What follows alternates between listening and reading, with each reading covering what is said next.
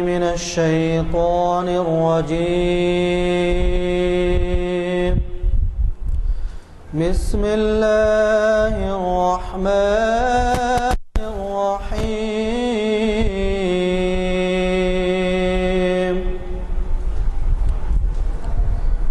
أرأيت الذي يكذب بالدين فذلك الذي يدع اليتيم ولا يحض على طعام المسكين فويل للمصلين الذين هم عن صلاتهم ساهون الذين هم يراءون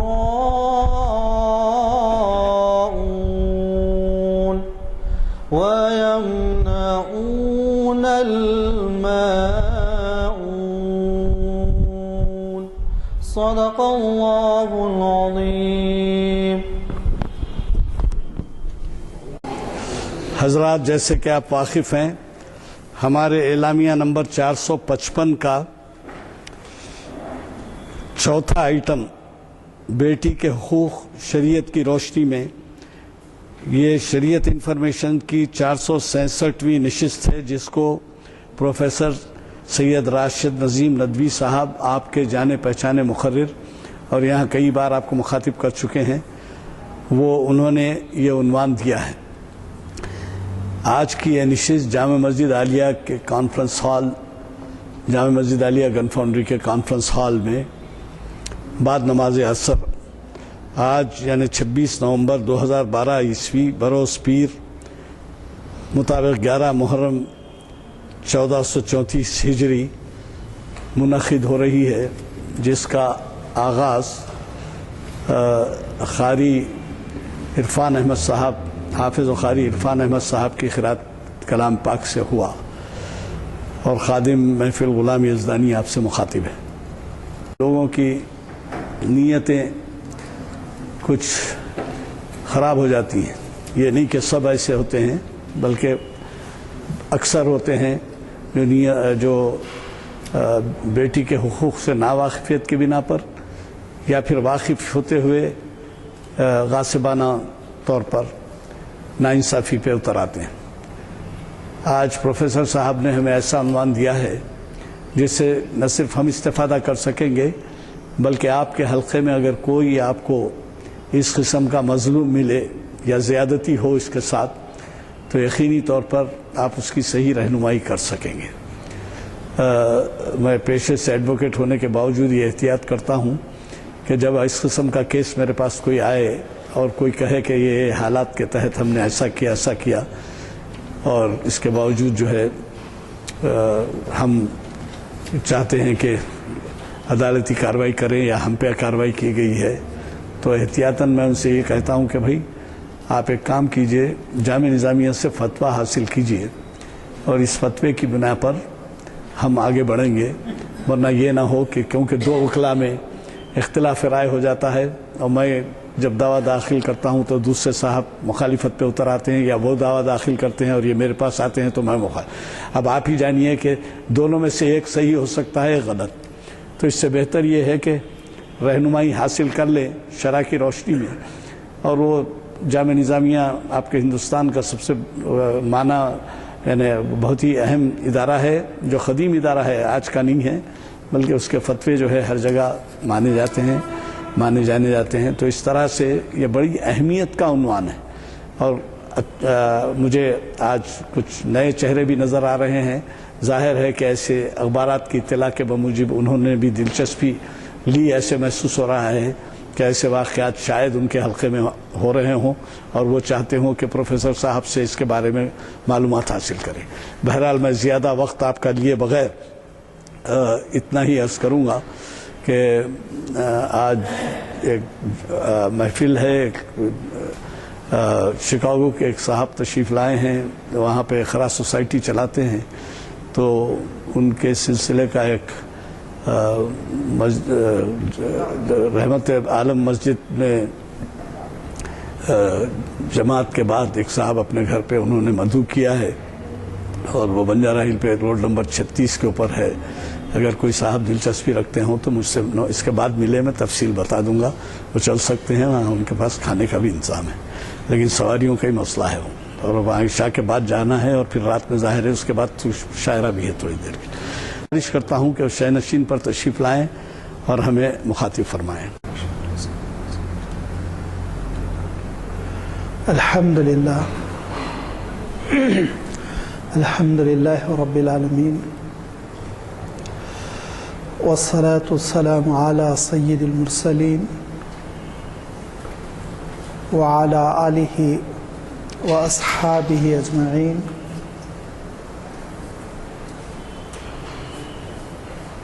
اما بعد، فقد قال اللہ تبارک و تعالی فی القرآن المجید والفرقان الحمید: اعوذ باللہ من الشیطان الرجیم، بسم اللہ الرحمن الرحیم۔ وَإِذَا بُشِّرَ أَحَدُهُم بِالْأُنثَىٰ فَظَلَّ وَجْهُهُ مُسْوَدًّا وَهُوَ كَظِيمٌ۔ صدق اللہ العظیم۔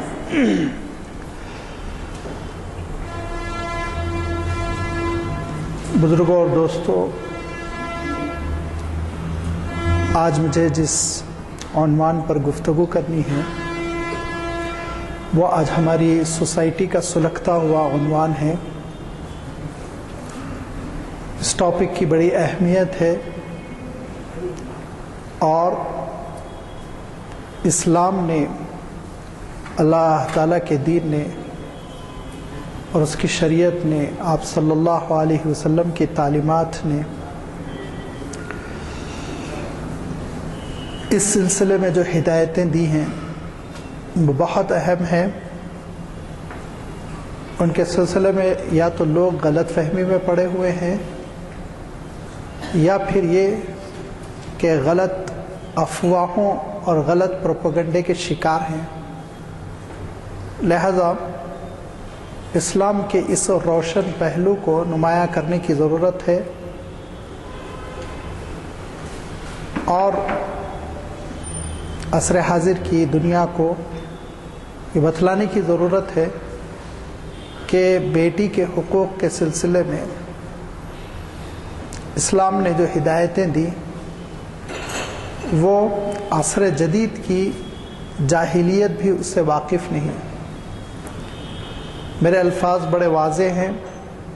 دو ٹوک ہیں، میں دوبارہ ان کا اعادہ کرتا ہوں کہ بیٹی کے سلسلے میں اسلام نے جو احکام اور ہدایتیں دی ہیں وہ عصر جدید کی جاہلیت پہ بھی لوگ اس سے واقف نہیں ہیں۔ یہ عصر جدید کی جاہلیت ہے جس میں ہم جی رہے ہیں۔ ایک دور جاہلیت تھا جو آپ صلی اللہ علیہ وسلم کی بعثت سے پہلے تھا، اور ایک دور جاہلیت وہ ہے جو آج ہم پر مسلط کیا گیا ہے۔ اللہ کے رسول صلی اللہ علیہ وسلم کی جب آمد ہوئی اور بعثت ہوئی، اس وقت لڑکیوں کے سلسلے میں، بیٹیوں کے سلسلے میں جو رجحان تھا وہ اتنا نمایاں ہے کہ آپ نے قرآن پاک میں اس کا تذکرہ پڑھا ہے، آپ نے تاریخ کے حوالے سے بار بار اس کو سنا ہے کہ وہ اپنی بیٹیوں کو زندہ درگور کرتے تھے، اور جن لوگوں کو مکہ مکرمہ کی زیارت کا شرف ملا ہے انہوں نے دیکھا ہوگا وہ قبرستان جس کے بارے میں بتایا جاتا ہے کہ جہاں عام طور پر لڑکیاں زندہ درگور کی جاتی تھیں، اللہ تعالیٰ کلام پاک میں ارشاد فرماتا ہے اذا بشر احدهم بالانثى، کہ ان میں سے کسی شخص کو اگر بیٹی کی پیدائش کی خوشخبری سنائی جائے، فظل وجهه مسودا، چہرہ سیاہ ہو جاتا ہے، وهو کذیب، وہ بڑا غمزدہ ہو جاتا تھا، اس کو غم ہوتا تھا، فکر لاحق ہوتی تھی کہ اب میں اس بیٹی کا کیا کروں۔ ارشاد فرمایا اللہ تعالیٰ نے کہ وہ غور کرتا تھا کیا میں اس کو ذلتوں کے ساتھ زندہ رکھوں یا پھر ہم یدسہ فی التراب یا مٹی میں اس کو ٹھوس دوں، دبا دوں، درگور کر دوں، اس کی زندہ قبر بنا دوں؟ اللہ تعالیٰ ارشاد فرماتا ہے کہ یہی وہ زندہ درگور لڑکیاں ہوں گی جن کو زندہ دفنا دیا گیا تھا، وہ قیامت کے دن کھڑی ہوئی کہیں گی کہ وَإِذَا الْمَوْعُودَةُ سُئِلَتْ بِأَيِّ ذَنْبٍ قُتِلَتْ، سوال کریں گی اللہ تعالیٰ کے دربار میں، مولا ہم تو معصوم پیدا ہوئے تھے، ہم کو کیوں قتل کیا گیا تھا؟ آج بھی یہی عالم ہے۔ آپ ہاسپٹلس جائیے، آپ کو حکومت کی نوٹس لگی ہوئی دیکھیں گے، آپ اسکیننگ کا جو لیب ہوتا ہے اس کے دروازے پر کہ پریگننٹ خواتین جب اسکیننگ کرائیں گی تو لڑکا ہے یا لڑکی ہے بتانا جرم ہے، ہم نہیں بتائیں گے۔ وجہ کیا ہے؟ اس پورے ہندوستان کی میں بات کر رہا ہوں کہ اس کی وجہ یہ ہے کہ جیسے ہی اطلاع ملتی کہ پیٹ میں لڑکی ہے، فوراً اس کو ضائع کرواتے ہیں، فوراً اس کو ختم کروا دیتے ہیں۔ چنانچہ اس کی وجہ سے اس دنیا میں ایک بہت بڑی خرابی پیش آنے والی تھی کہ دونوں کا تناسب بگڑنے والا تھا۔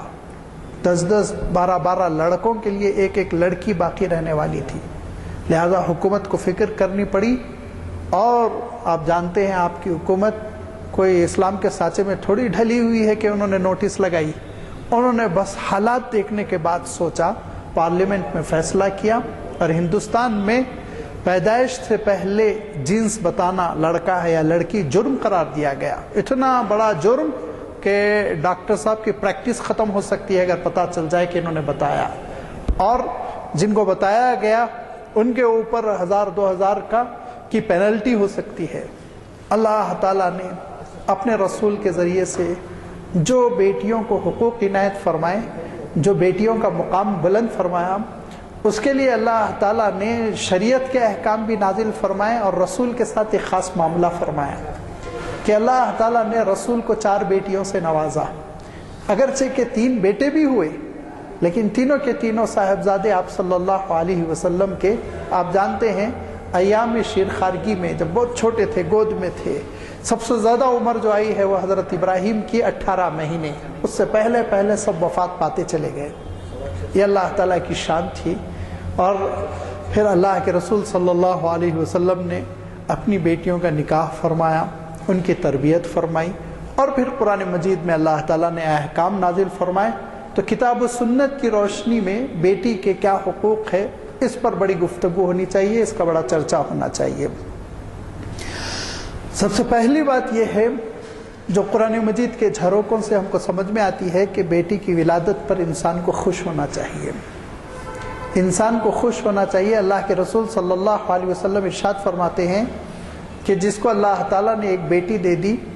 اور اس نے اس بیٹی کی پرورش کی، پال پوس کر اس کو بڑا کر دیا، تو پھر وہ اس کے لیے ڈھال بن گئی جہنم سے، وہ اس کے لیے ڈھال بن گئی جہنم سے۔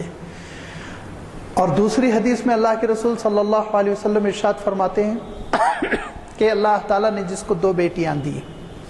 اور اس نے ان دونوں بیٹیوں کی تربیت کی، پالا اور پوسا، اور پھر جب نکاح کا وقت ہوا تو نکاح کر دیا گیا، تو ارشاد فرمایا اس کے لیے جنت طے ہو گئی، اس کو جنت کی خوشخبری دے دو۔ صحابہ نے یہ عرض کیا کہ اللہ کے رسول 2 بیٹیوں کا معاملہ ہے تو 1 بیٹی، تو ایسے حضور کا رجحان تھا، راوی کہتے ہیں جیسے کہ اللہ کے رسول صلی اللہ علیہ وسلم چاہ رہے ہیں کہ 1 بیٹی کی بھی تربیت اور پرورش پر جنت کی خوشخبری دے دی جائے۔ راوی یہ کہتے ہیں کہ اگر ہم زیادہ قریتے، زیادہ ہم پوچھتے بار بار، تو شاید 1 بیٹی کے لیے بھی آپ جنت کی خوشخبری دے دیتے ہیں۔ پہلی چیز تو یہ کہ اللہ کے رسول صلی اللہ علیہ وسلم نے بیٹی کو جنت کا ذریعہ بتایا کہ تم اس کی تربیت کے ذریعے سے اس کو پال پوس کر اپنی منزل تک پہنچا دو تو تمہارے لیے یہ جنت کی خوشخبری ہے۔ اور یہ جہاں آپ صلی اللہ علیہ وسلم کا زبانی ارشاد ہے، وہیں آپ صلی اللہ علیہ وسلم کا عملی جو طریقہ تھا وہ آپ دیکھیں اپنی صاحبزادیوں سے اللہ کے رسول صلی اللہ علیہ وسلم کو جو شدید محبت تھی کہ سیرت میں ایسے واقعات ہیں جس سے صاف پتہ چلتا ہے کہ غیر معمولی اللہ کے رسول صلی اللہ علیہ وسلم اپنی صاحبزادیوں سے محبت فرماتے تھے، اور غیر معمولی اللہ کے رسول صلی اللہ علیہ وسلم ان کی دلجوئی کا معاملہ فرماتے تھے کہ غزوہ بدر میں جب یہ طے کیا گیا کہ ہر قیدی یا تو اس سے پینلٹی لی جائے گی یا پھر اگر وہ پیسے دینے کے موقف میں نہیں ہے، پڑھا لکھا ہے، تو اس کو تعلیم کے کام پر لگا دیا جائے گا۔ چنانچہ مکہ مکرمہ سے پینلٹی آنی شروع ہو گئی۔ اللہ کے رسول صلی اللہ علیہ وسلم نے ایک مقدار طے کر دی تھی، اور یہ صاحب کی پینلٹی آئی، ان کو آزاد کر دیا گیا۔ دوسرے صاحب کی پینلٹی آئی، ایک پینلٹی آئی، ایک تاوان آیا، مالی تاوان، اور وہ ایک کپڑے میں بندھا ہوا ہے۔ اس زمانے میں لازمی بات ہے نہ کیش تھا نہ چیک تھا، جو معاملات ہوتے تھے سونے اور چاندی سے ہوا کرتے تھے، تو کچھ چیز آئی جو ایک کپڑے میں بندھی ہوئی ہے، اللہ کے رسول صلی اللہ علیہ وسلم کی خدمت میں وہ پیش کی گئی۔ تو اللہ کے رسول صلی اللہ علیہ وسلم اس کپڑے کی گھیٹیوں کو کھولتے ہیں، اور کھولنے کے بعد لوگوں نے دیکھا کہ اللہ کے رسول صلی اللہ علیہ وسلم کی آنکھوں سے آنسو ٹپک رہے ہیں۔ جب لوگوں نے پوچھا اللہ کے رسول کیا بات ہے، تو کہا یہ ختیجہ کا ہار ہے، یہ ختیجہ کے گلے کا ہار ہے، جو آپ صلی اللہ علیہ وسلم کے داماد تھے اور حضرت زینب کے شوہر تھے، وہ مکہ مکرمہ میں تھے، اگرچہ کہ وہ اسلام کے سلسلے میں نرم رویہ رکھتے تھے، لیکن مشرکین کے دباؤ میں وہ جنگ میں آ گئے تھے، بدر میں آ گئے تھے، لڑنے کے لیے گرفتار ہو گئے تھے، اور ان کو چھڑانے کے لیے آپ صلی اللہ علیہ وسلم کی صاحبزادی حضرت زینب نے اس ہار کو ایک کپڑے میں باندھ کر بھیجا۔ تو جیسے ہی ہار کھلا، اللہ کے رسول صلی اللہ علیہ وسلم کو 24 سال پہلے کا منظر یاد آیا، جبکہ حضرت خدیجہ رضی اللہ تعالیٰ عنہ کے گلے میں وہ ہار تھا، ماں سے وراثتاً بیٹی کو ملا تھا۔ تو صحابہ نے کہا اللہ کے رسول اگر آپ چاہیں تو بغیر پینلٹی کے ان کو معاف کر دیں۔ کہا نہیں، اصول ہے، ضابطہ ہے، لیکن اگر تم لوگ یہ کہتے ہو تو میں ایک شرط رکھتا ہوں ان سے۔ وہ شرط یہ رکھتا ہوں کہ زینب کو مدینہ بھیج دیں، زینب کو مدینہ بھیج دیں۔ انہوں نے پھر وعدہ کیا کہ میں جانے کے ساتھ ہی، بڑے نیک آدمی تھے، بعد میں انہوں نے اسلام قبول کر لیا، تو انہوں نے کہا انشاءاللہ میں جانے کے ساتھ ہی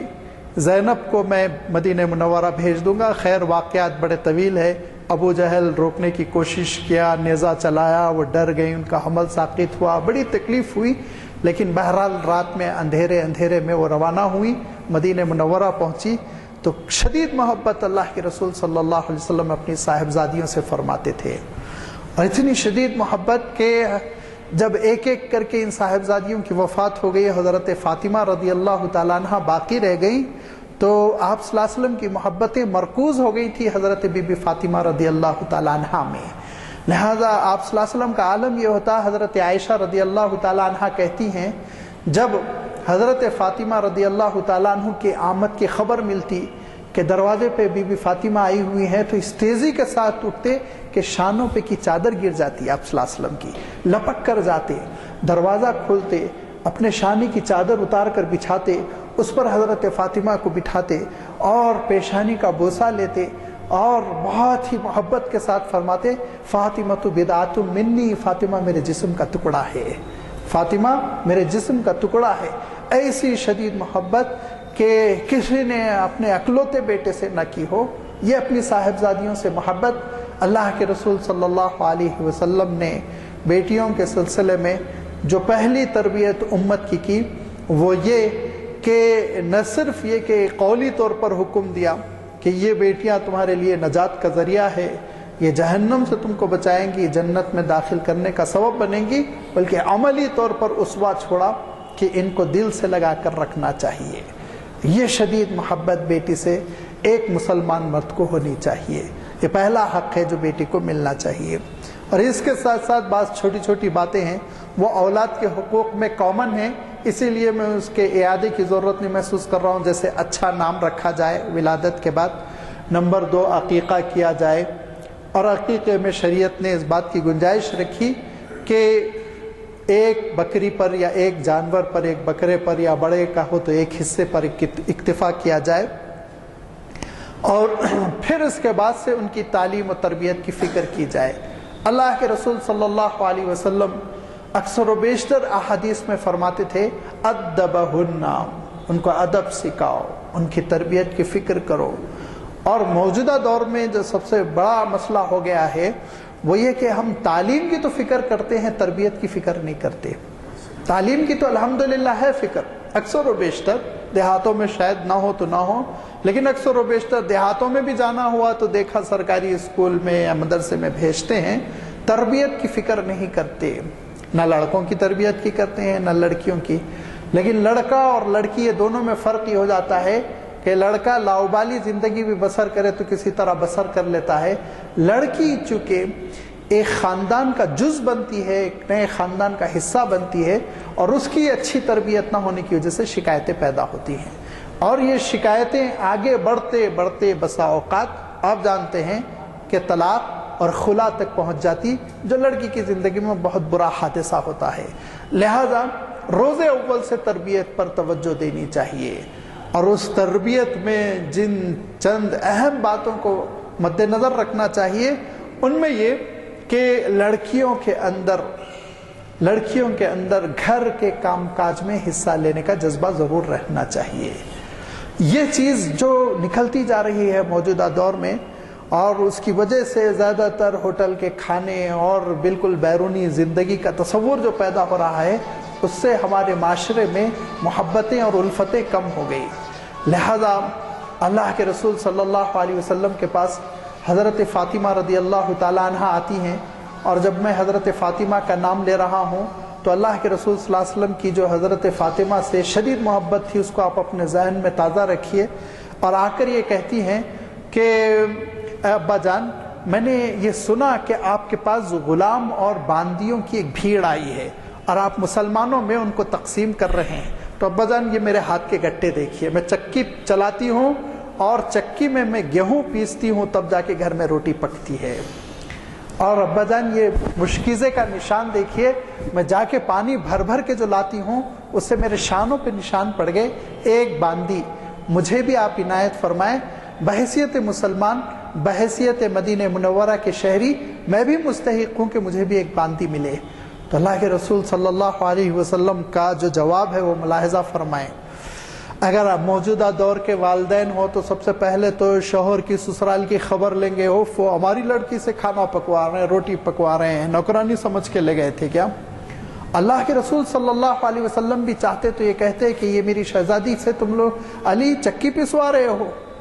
اور چکی پسوا کے روٹی پکوا رہے ہو، اس سے پانی بھروا رہے ہو، کنویں سے جا کے پانی بھر کے لائے۔ لیکن اللہ کے رسول صلی اللہ علیہ وسلم یہاں پر جو نہ صرف خاموشی اختیار کرتے ہیں بلکہ آپ کا جو جواب ہے جو ابھی آ رہا ہے اس کو پیش نظر رکھنے سے صاف سمجھ میں آتا ہے کہ اللہ کے رسول صلی اللہ علیہ وسلم چاہتے تھے کہ گھر میں کام کاج ہو حضرت فاطمہ کے ذریعے سے۔ تو ہر باپ کو باوجود اپنی بیٹی سے محبت کے اپریشیٹ کرنا چاہیے، تربیت کرنی چاہیے، اور چونکہ یہاں پہ اتفاقاً مرد حضرات زیادہ ہیں اسی لیے میں باپ کا لفظ استعمال کر رہا ہوں، ورنہ ماں کو بھی بدرجہ اولا اس پر توجہ دینی چاہیے کہ وہ اپنی بیٹیوں کی تربیت کریں کہ گھر کے کام کاج میں حصہ لیں۔ اللہ تعالیٰ نے جس فطرت کے ساتھ انسان کو پیدا کیا اس فطرت میں جو خانہ پوری ہے، گھر میں وہ خاتون لگ سکتی ہیں، گھر کے باہر مرد بھیڑ سکتا ہے، کام کر سکتا ہے ہر لحاظ سے۔ آج آپ نے دیکھا ہوگا کہ اکثر و بیشتر کالج سے لڑکیاں نکلتی ہیں تو خوب کپڑے چہرے پہ باندھ لیتی ہیں، کیوں؟ وہ اسلامی پردہ تھوڑی کر رہی ہیں، پولیوشن سے، دھوپ سے اپنے چہرے کو بچانا، کیوں؟ فطرت میں ہے کہ چھپ کے رہنا، فطرت میں ہے ان کے چار دیواری میں رہنا، چھت کے سائے تلے رہنا تاکہ ان کا رنگ و روپ صاف ستھرا رہے۔ وہ مزاج چھین نہیں سکی مغرب کی طاقت، اس پوری دولت پروپیگنڈے کے باوجود عورتوں کے اس مزاج کو نہیں چھین سکی، آج بھی ان کے اندر یہ مزاج زندہ ہے۔ تو لازمی بات ہے اسلام نے جو تعلیمات دی ہیں، جس کو اللہ تعالیٰ نے کہا فطرت اللہ التی فطر الناس علیہا لا تبدیل لخلق اللہ، یہ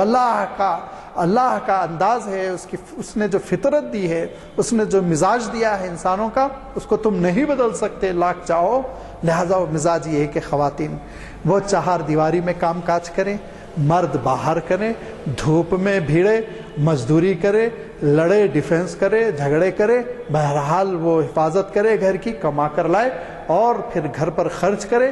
گھر کو جنت کا نشان وہ خاتون بنائے۔ تو لازمی بات ہے گھر کے کام کاج کے لیے اپریشیٹ کرنا، وہ تربیت کرنا کہ وہ کام کاج میں حصہ لے، بلا وجہ جھگڑے کرنا سسرال سے۔ شادی کا مقصد یہ تھوڑی ہے میں تمہارے گھر میں کام کروں، شادی کا مقصد یہ تھوڑی ہے میں تمہاری اماں کی خدمت کروں۔ یہ وہ چیزیں ہیں جو غلط تربیت کی وجہ سے سوسائٹی میں پیدا ہو رہی ہیں۔ اگر شادی نکاح صرف قانونی کاروبار ہے، قانونی معاملات ہے، تو آپ فقہ کی کتابیں اٹھا کے دیکھیے، شادی کے بعد نکاح کی وجہ سے شوہر کی ذمہ داری نہیں ہے بیوی کا علاج کرائے، نہیں ہے، ماں کے پاس باپ کے پاس بھیج دے وہ۔ نعوذ باللہ، ہم یہ سوسائٹی بھی نہیں چاہتے خود غرضی کی۔ انڈرسٹینڈنگ ایک الگ چیز ہوتی ہے، مفاہمت، عرف جس کو کہا گیا، اور عرف کی اسلام میں اتنی رعایت کی گئی، اتنی رعایت کی گئی کہ شریعت کے جو 8 سورسز ہے اس میں ایک سورس عرف بھی رکھا گیا ہے۔ اس شہر کا، اس ملک کا عرف کیا ہے، اس عرف کی بنیاد پر، عرف ایک حد تک آپ کلچر کہہ سکتے ہیں کہ عادت کیا ہے، لوگ کیسے گزر اوقات کرتے ہیں، اس کو مد نظر رکھا جائے گا۔ لہذا ایک فیملی میں جب تک کہ خاتون گھر کا کام کاج نہ سنبھالے، اس وقت تک شوہر بیرونی طور پر مطمئن نہیں ہو سکتا، مل جل کر کام کرنا پڑے گا۔ اگر بریک ایکسیلیٹر سے لڑے اور ایکسیلیٹر بریک سے لڑے کہ میں تو گاڑی کو پش کرتا ہوں، دوڑاتا ہوں، تو روک دیتا ہے، اور بریک کہے کہ ارے میں روک رہا ہوں تو گاڑی کو دوڑا رہا ہے، تو اس گاڑی کا کیا حشر ہوگا سوچئے۔ ہر کل پرزے کو اپنی جگہ کام کرنا ہے، شوہر کو اپنا کام، بیوی کو اپنا کام، بڑوں کو اپنا کام، چھوٹوں کو اپنا کام۔ تو میں عرض کر رہا تھا تربیت ہونی چاہیے نمبر 1، یہ والدین کا حق ہے، ذمہ داری ہے ان کی اپنی لڑکیوں کے سلسلے میں کہ ان کے اندر کام کاج کا شعور پیدا کریں، صفائی کا شعور پیدا کریں جو بالکل ختم ہو گیا، پاکی کا شعور پیدا کریں۔ آج سوسائٹی کو میں جو دیکھ رہا ہوں تو حیرت ہوتی ہے، کیونکہ میں ساحل سے کھڑے ہو کر طوفان کا نظارہ نہیں کر رہا ہوں۔ میری زندگی ان بزرگوں جیسی نہیں ہے جو مدرسے سے مسجد، مسجد سے مدرسہ آتے ہیں اور الحمدللہ بڑی پیاری زندگی بسر کرتے ہیں۔ میں تو آپ کے سماج کا ایک فرد ہوں، میں یونیورسٹی بھی جاتا ہوں، ٹرینوں میں بھی بیٹھنا پڑتا، بازاروں میں بھی جانا پڑتا ہے۔ آج ہماری خواتین کو میں دیکھتا ہوں پاکی کیا ہے اس کا شعور نہیں، بچے پیشاب کرتے ہیں تو اس کو پانی سمجھتی ہیں وہ۔ اب آپ سوچئے جس مقام پر پیشاب کو سکھا دیا گیا اس مقام پر نماز نہیں ہو سکتی، اور جس کپڑے کو پیشاب کے درخت پر سکھا کے پھر پہنا دیا گیا تو وہ لڑکا ناپاک ہے، اس کو گود میں لینا ناپاک کی چیز کو گود میں لینا ہے۔ لہذا یہ تربیت جس کو ہم دینی تربیت کہتے ہیں، پوری دینی تربیت جس میں طہارت کا نظام ہے، جس میں نمازوں کا نظام ہے، جس میں تقوی کا نظام ہے، تربیت پہ بہرحال توجہ دیں۔ تربیت یہ ایک اہم موضوع ہے، وسیع موضوع ہے، اس کو نہیں سمٹا جا سکتا۔ اخلاق کی تربیت آتی ہے اس میں، لیکن یہ کہ ہم تعلیم سے تو واقف ہیں، بلکہ تعلیم کے سلسلے میں سینسیٹیو، حساس ہیں، گوارا نہیں کرتے کہ تعلیم میں کوئی خلل ہو، لیکن تربیت کے سلسلے میں بالکل سست الا ماشاء اللہ۔ اور تربیت یہ ہے کہ انسان کو نکھارتی ہے، خوبصورت کرتی ہے۔ کبھی کبھی بڑا پڑھا لکھا ہوگا، کھانے کا طریقہ اس کو نہیں آتا، کیوں؟ اس کے ماں باپ نے اس کی تربیت نہیں کی۔ اور کتنے صحابہ ہیں جنہوں نے کسی یونیورسٹی میں، کسی مدرسے میں تعلیم حاصل نہیں کی، لیکن نبوی تربیت سے کیسے نکھر گئے تھے، وہ کس قدر خوبصورت ہو گئے تھے اپنے اخلاق میں، اپنے اعمال میں، اپنے عقائد میں، اپنی عبادتوں میں۔ لہذا ہم تربیت کو کبھی نظر انداز نہ کریں۔ دوسرا حق،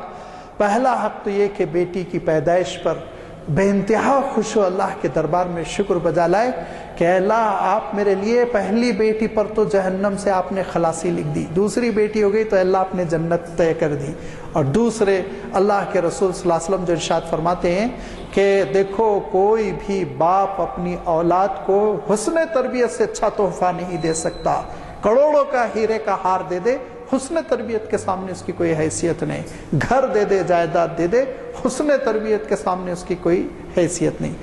لہذا ہم حسن تربیت کی توجہ کریں۔ اور اس کے بعد سے پھر اللہ کے رسول صلی اللہ علیہ وسلم ارشاد فرماتے ہیں کہ اس کو اس کی منزل تک پہنچاؤ۔ منزل تک پہنچانا کیا ہے؟ منزل تک پہنچانے کے معنی یہ کہ تربیت بھی ہو گئی، سن شعور کو لڑکی پہنچ گئی، سن بلوغ کو لڑکی پہنچ گئی، تو پھر نکاح کی فکر کرنا، نکاح کی فکر کرنا اور اچھی جگہ رشتہ دینے کی کوشش کرنا۔ اور اللہ کے رسول صلی اللہ علیہ وسلم نے یہ ضابطہ اور کلیہ بیان فرما دیا کہ نکاح کبھی جمال کی وجہ سے ہوتا ہے، کبھی مال کی وجہ سے ہوتا ہے، کبھی خاندان کی وجہ سے ہوتا ہے، لیکن تم دین کی بنیاد پر نکاح کرو، تربت یداک، تمہارے ہاتھ ٹھنڈے رہیں گے، تم ٹھنڈے رہو گے۔ دیکھیے، اگر سوسائٹی میں آپ ایک جائزہ لیں کہ لڑکی گھر میں ہے اور لڑکوں کے رشتے آتے ہیں، تو رشتے سلیکٹ کرنے میں ہماری کیا ترجیحات رہتی ہیں، ذرا آپ جائزہ لیں اس کا، تو حیرت ہوتی ہے۔ سب سے پہلی ترجیح تنخواہ، تنخواہ ہینڈسم ہے کہ نہیں ہے، ایئرلی 7 لاکھ ہے، 8 لاکھ ہے کہ نہیں ہے، اس کو تقریباً ہم 50% نمبر دیتے ہیں تنخواہ کو۔ اور پھر دوسری ترجیح ہماری ہوتی ہے کوالیفیکیشن، گریجویٹ ہے تو بہت بڑی بات ہے، انجینئر ہے، MBA ہے، بہت اچھی بات ہے، اور اس کے بعد سے پھر دوسرے اور کورسز کی بات آتی ہے۔ اور تیسرے نمبر پر جو چیز آتی ہے وہ ہے خاندان، خاندان کا بیک گراؤنڈ اچھا ہے نہیں، کھاتے پیتے ہیں کہ نہیں، میری لڑکی بنگلے میں رہے گی کہ نہیں رہے گی۔ چوتھے نمبر پر کسی نے غلطی سے دیکھ لیا تو لڑکا دیندار بھی ہے کہ نہیں ہے، اور دینداری بھی کتنی، دینداری بھی کتنی، بہت کم ہوں گے جو دینداری دیکھ رہے ہیں، وہ بھی بہت کم ہوں گے کہ 5 وقتہ نمازی ہے بھی کہ نہیں۔ دیندار کے معنی یہ جمعہ پڑھتا ہے کہ نہیں، بس جمعہ پڑھنے کی بشارت، خوشخبری دے دی جائے کہ لڑکا جمعہ پڑھ لیتا ہے، جمعہ بڑی پابندی سے نماز پڑھتا، ختم، کافی، سمجھتے ہیں کہ دین کا تقاضا پورا ہو گیا۔ اس کے بعد کیا ہوتا ہے، نکاح ہو گیا، سال 2 سال کے بعد موصوف کو کمپنی بند ہو گئی، نوکری ختم ہو گئی، اس کے بعد خلا مانگتے، طلاق۔ کتنے کیسز ہے طلاق اور خلا کے، صرف اور صرف اس لیے تنخواہ نہیں ہے، تو تم نے تنخواہ کو خدا سمجھا تھا، اسی لیے آج یہ نوبت آ گئی۔ اگر تم دینداری کو تم اصل بیس سمجھتے تو حلال آمدنی کہیں سے لاتا اور تمہاری صاحبزادی کو وہ مرنے تک خوش رکھنے کی کوشش کرتا، لیکن تم نے کہاں دین کو وجہ ترجیح سمجھا۔ اللہ کے رسول صلی اللہ علیہ وسلم صاف ارشاد فرماتے ہیں، جب تمہارے گھر رشتہ آئے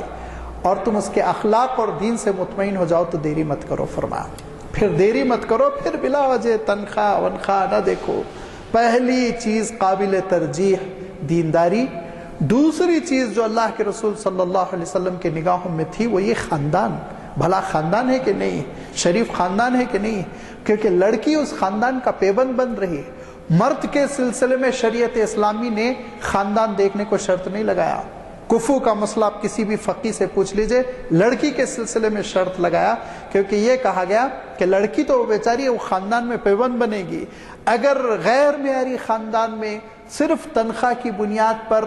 لا کے آپ لڑکی کو وہاں ڈالنے کی کوشش کریں گے، اس کے معیار کی گفتگو نہیں، اس کے معیار کے لوگ نہیں، اس کے معیار کے اخلاق نہیں، اس کے معیار کے کھانے پینے کا انداز نہیں، وہ سسک کر رہے گی۔ اور اگر نہیں ذرا پڑھی لکھی ہے اور مشن اسکول کی پڑھی ہوئی ہے تو بغاوت کرے گی، کورٹ کے دروازے کھٹکھٹائے گی، خلا کا مطالبہ کرے گی، زندگی چل نہیں سکے گی۔ اسی لیے اس بات کی تاکید کی گئی لڑکی کے سلسلے میں کہ خاندان کو دیکھو۔ دینداری کے بعد دوسری قابل ترجیح چیز خاندان، اور پھر اس کے بعد سے ٹھیک ہے اچھی ترجیحات ہیں، باپ چاہتا ہے اپنی لڑکی خوش رہے، دولت بھی دیکھو، تعلیم بھی دیکھو، لیکن الٹی ترتیب ہرگز نہ کرو۔ جب تم دینداری کی شرط لگاؤ گے تو لڑکے بھی دیندار نظر آئیں گے، اور جب تم دنیاداری کو شرط بنا دی، دنیاداری کو معیار بنا دیا، تو لڑکے بھی کوشش کر رہے ہیں کہ دنیاوی اعتبار سے وہ ویسے ہو جائے ایلیجبل، اور کسی طرح نکاح ہو جائے، بعد میں دیکھیں گے کیا کرنا ہے۔ لہذا ڈگریاں محض اس لیے لی جا رہی ہیں اچھے خاندان میں رشتہ ہو جائے، سسرال اچھا مل جائے، اور گفتگو لمبی ہو سکتی ہے، لیکن مجھے خلاصہ کرنا ہے، آج کل وقت مغرب بہت قریب ہو چکا ہے۔ لہذا اس کے بعد نکاح کر دینے کے بعد والدین کی ذمہ داری ختم ہو گئی، ایسا نہیں ہے، یہ اٹیچمنٹ باقی رہنا چاہیے،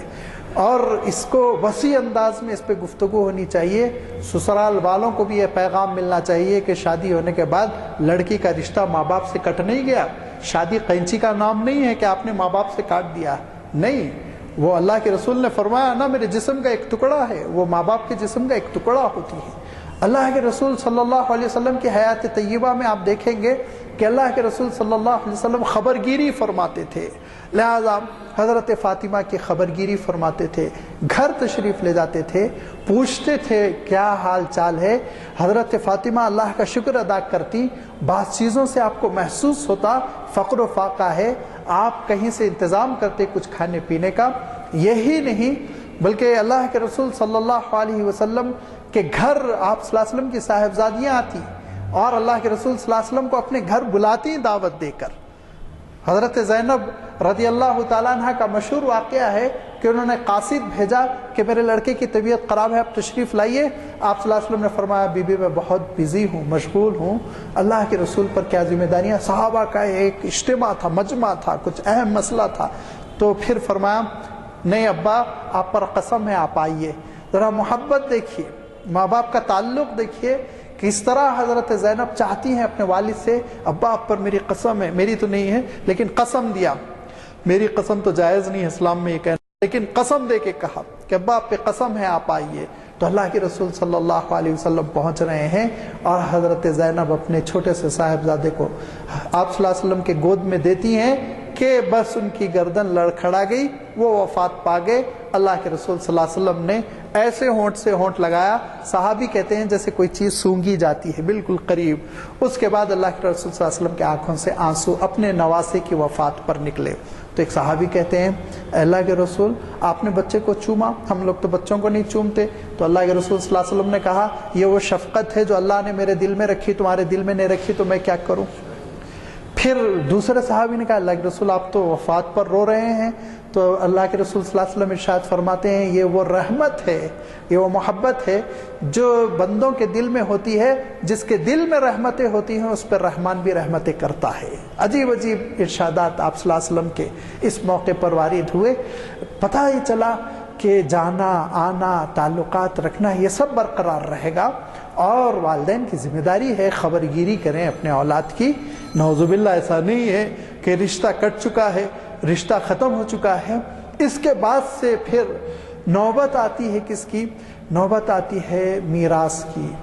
جب ہم اس دنیا سے منتقل ہو جائیں تو لڑکیوں کو محروم کر کے جائیں۔ ایڈوکیٹ صاحب جیسے فرما رہے تھے، مجھے تو ہمارے پڑوسی ملک کے پنجاب کی ایک ایسی عجیب و غریب اطلاع ملی کہ مجھے حیرت یہ ہوئی، وہاں لڑکیوں کا نکاح قرآن مجید سے کیا جاتا ہے۔ وہاں کے بعض دیہاتوں میں لڑکیوں کا نکاح قرآن مجید سے، یہ کیا تک ہے؟ تو کہا قرآن مجید سے نکاح کے معنی یہ ہوتے ہیں کہ لڑکی پوری زندگی قرآن مجید پڑھتی رہے گی اور میراث نہیں طلب کرے گی، میراث نہیں طلب کرے گی، ورنہ ہمارا اتنا بڑا کھیت ہے 100 ایکڑ تو داماد کو چلے جائے گا، دوسرے خاندان میں چلا جائے گا، لہٰذا اس کو محفوظ رکھو، لڑکی کا نکاح قرآن مجید سے کر دو۔ حیرت انگیز بات، لیکن راوی ثقہ ہیں، بڑے متدین ہیں، حیدرآباد کی ایک مشہور شخصیت ہے، انہوں نے یہ روایت کی، اسی لیے بات ان کی سننی پڑ رہی ہے۔ لیکن ایک بات تو ہے یہ طے کہ پوری کوشش ہوتی ہے کہ لڑکیوں کو میراث سے محروم کرنے کی کوئی نہ کوئی تدبیر کی جائے، نعوذ باللہ۔ اللہ تعالیٰ قرآن مجید میں ارشاد فرماتا یوصیکم اللہ للذکر مثل حظ الانثیین، اللہ کی نصیحت ہے تم کو، اللہ تاکید کر رہا ہے کہ لڑکی کو ایک حصہ دینا، لڑکے کو 2 حصہ دینا۔ ہاں یہ میں صاف مانتا ہوں، لڑکے کے 2 حصے ہیں، لڑکی کا 1 حصہ۔ اس کا سبب کیا ہے؟ اس کا سبب یہ ہے لڑکے کو ڈبل دے کر ذمہ داریاں پوری دی جائیں گی، لڑکی کو 1 حصہ دیا جائے گا، ذمہ داری کچھ نہیں دی جائے گی، خرچی کی ذمہ دار وہ نہیں۔ شوہر پر بھی خرچہ کرنا ضروری نہیں، شوہر کو زکوٰۃ دے سکتی ہے، وہ شوہر کو زکوٰۃ دے سکتی ہے کیونکہ شوہر اس کا ڈیپینڈ ہی نہیں ہے۔ اسلام نے ذمہ داری نہیں دی بیوی پہ، شوہر کو تم غریب ہے تو تم اس کی پرورش کرو، نہیں، وہ کرے مزدوری، وہ کمائے، ان کی ذمہ داری ہے۔ شوہر کو اللہ تعالیٰ نے ذمہ دار بنا، بیوی پہ خرچ کرے، آل اولاد پہ خرچ کرے، ماں باپ پہ خرچ کرے، اسی لیے وراثت ڈبل کر دی۔ ذمہ داریاں تو 10 گنا ہیں، وراثت تھوڑی سی بڑھائی گئی، اور لڑکیوں کو ذمہ داریاں نل کر دی گئی، وراثت ہاف کر دی گئی۔ دیکھیے آپ، انصاف ہے بالکل اس میں، لہذا لیکن وراثت ضرور ملے گی، اور تاکید اللہ تعالیٰ کی لڑکیوں کا حق ہے کہ وہ وراثت طلب کرے، ان کو وراثت ملنا چاہیے، کسی قسم کا کوئی ہلا بہانہ نہیں ہونا چاہیے۔ اللہ کے رسول صلی اللہ علیہ وسلم ارشاد فرماتے ہیں اولاد کے درمیان جو ناانصافی کرے گا تو قیامت کے دن ایسا آئے گا اس کا ایک شانہ کٹا ہوا لٹک رہا ہوگا، ناانصافی کا وبال میدان حشر میں اس کو بھگتنا پڑے گا۔ لہذا جیسے میں آپ کی خدمت میں رکھ چکا ہوں کہ جو لڑکیاں اپنے والدین کو جنت لے جانے کا سبب ہے، ان لڑکیوں کے سلسلے میں وراثت میں ہم کیوں ڈنڈی ماریں؟ لہذا وراثت دینے کی ہم ضرور کوشش کریں۔ اور اس کے ساتھ ساتھ لڑکیوں کے حقوق میں بہت سی بعض تفصیلات ہیں جن میں بالخصوص موجودہ دور میں جو بے حیائی پھیل رہی ہے اس بے حیائی سے ان کی حفاظت کرنا اور خالص اسلامی ماحول میں ان کو پروان چڑھانا، پردے کی اہمیت ان کے دلوں میں پیدا کرنا،